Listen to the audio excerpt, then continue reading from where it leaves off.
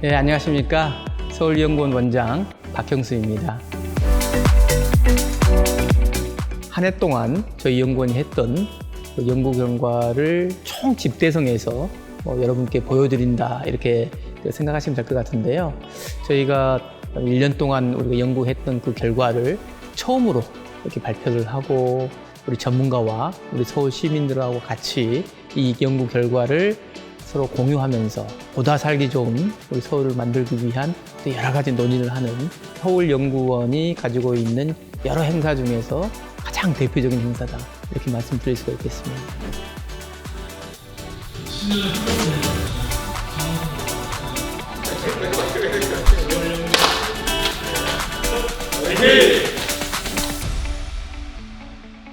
가주군집에 관한 우려도 높아지고 있습니다. 보행장애 지역에 대해서 안내를 하고 신속하게 정보 전달할 수 있는 부분이 있고요. 일방 통행을 할 수 있도록 권장하고 혼잡이 이제 임박을 했었을 때는 경고 방송을 할 수 있도록 실질적으로 이제 안전한 동선을 유도할 수 있는 이런 예방 조치들이 진행이 되어야 한다고 생각합니다. 안녕하세요. 저 서울연구원 안전환경연구실의 원종석이라고 합니다. 서울시 인파사고 안전관리 추진 전략에 대해서 말씀드릴 예정입니다. 최근에는 그 행사와 직접적인 관련이 좀 적은 다중운집에 관한 우려도 높아지고 있습니다. 다중운집은 아무래도 앞에 말씀드린 일반적인 상황에 장소적인 취약성이 좀 더 강조되는 그런 상황이라고 보실 수 있습니다. 사람이 좀 인구 밀도가 높고 유동인구가 많기 때문에 그런 부분들도 있고 보행이 좀 어려운 곳들이 산재에 있습니다. 부분 안전관리가 좀 사각지대도 있고요. 그런 부분들이 좀 서울의 그 특징이고 이런 부분들을 잘 선별을 해서 안전관리 계획을 수립하시고 모니터링 하시는 게 중요하다고 생각합니다. 문제에 대해서 자세히 말씀드리겠습니다. 방금 사진에서 보신 것 같이 일상적인 유형들 같습니다. 그 다음에 사람의 이동이 좀 많고 좁은 골목길, 행사가 빈발하는 곳, 화재나 구급 출동이 많아서 초기 대응 부하가 많이 걸리는 곳, 구조를 위한 접근성이 떨어지거나 그다음에 CCTV 밀도가 낮아서 모니터링이 좀 곤란한 그런 지점들이 좀 취약한 곳이라고 볼 수 있습니다.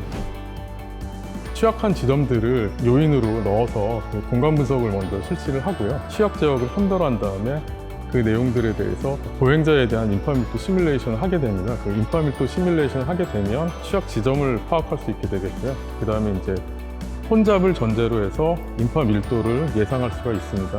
그래서 구체적인 예방 조치를 할 수 있는 기본 자료가 나오게 되겠습니다. 중요한 정보였습니다. 두 번째는 지금까지 보면 시민안전 파스권 등은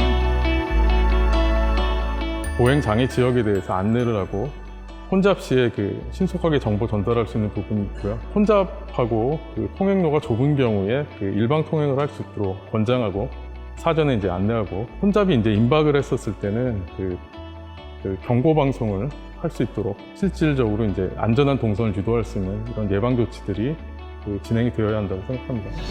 보이는데 크게 기술이 아마 저희가 CCTV는 말씀드린 바와 같습니다. 할 수 있는 실제 데이터가 제일 중요한 건 강북이라고 생각을 합니다. 서울시의 동서를 가로지르는 거기에 이제 주거 지역까지 관통을 하고 있어서 가장 시급한 것은 내부순환로와 북부간선도로가 아닌가. 안녕하세요. 서울연구원 도시인프라계획센터의 민승현입니다. 도시 설계와 도시 개발을 담당을 하고 있습니다.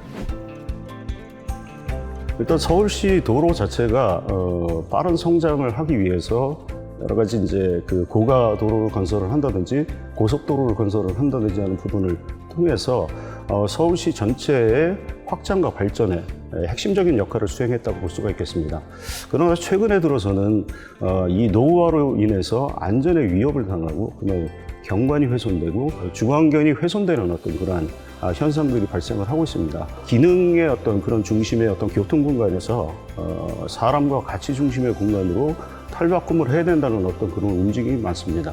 그러한 경향에 맞춰서 지금 여러 가지 이제 서울시 자체 내에서도 지하화를 통해서 그 상부 공간을 개선을 한다든지 하는 부분들에 대한 것들을 많이 추진을 하고 있습니다. 이제는 지하를 통해서 획기적인 변화를 도모해야 될 시기입니다. 사람을 생각하는 중심에서는 보행 중심의 공간 구조를 만들어야 됩니다. 첫 번째는 사람 중심의 공간이 생긴다는 겁니다. 도로 자체가 보행 중심의 공간이 돼서 사람들이 자유롭게 걸어 다닐 수 있고, 두 번째는 생활 연계 측면입니다. 지역이 단절되어 있던 것들이 연결이 되면서 여러 가지 이제 지역 활성화라든지 여태까지 이제 소외되었던 개발 지역의 정비라든지 그리고 주거환경 개선, 지역 활성화까지 포함을 해서 여러 가지 효과를 얻을 수가 있겠고요. 세 번째는 가장 중요한 자연 환경의 회복입니다. 사람들이 많이 이제 왕래를 할 수 있는 하천 공간이 생기게 되겠고요. 그 다음에 녹지가 이 도로로 인해서 단절이 됐었는데 이런 것들이 연결이 되면서 전체적으로 녹지와 보행, 자연의 어떤 네트워크가 완결성을 가지는 그런 역할들을 수행을 할 수 있겠고요. 이 강북 전체 지역의 균형 발전의 어떤 그런 시작이 될 수 있는 기점이라고 생각이 됩니다. 적극적인 흐름 변화를 말씀드릴 수 있을 것 지나간 7년, 우리 철거의 이전, 좀 필관이 소요되는 것을 봐서 환경과 가치를 중시하는 굉장히 쾌적하고 빠르고 안전하게 이동하고 싶어하는 이동의 질, 서비스의 질, 이런 부분들이 조금 더 강조가 되어야 할 것 같고요. 네, 안녕하세요. 서울연구원 도시인프라계획센터 센터장을 맡고 있는 유경사입니다. 반갑습니다. 2000년대 넘어가면서 사람들이 이제 기후변화라든지 환경 문제, 그리고 건강 문제에 이렇게 관심을 가지기 시작하면서 실제로 이제 도로 건설에 대한 좀 부정적인 인식이 좀 확산을 하고 있습니다. 그래서 현재는 기존의 도로를 지하화하고 지상도로는 어떻게 좀 쾌적하게 이렇게 해달라는 그러한 요구들이 굉장히 지금 많이 있는 상황이죠.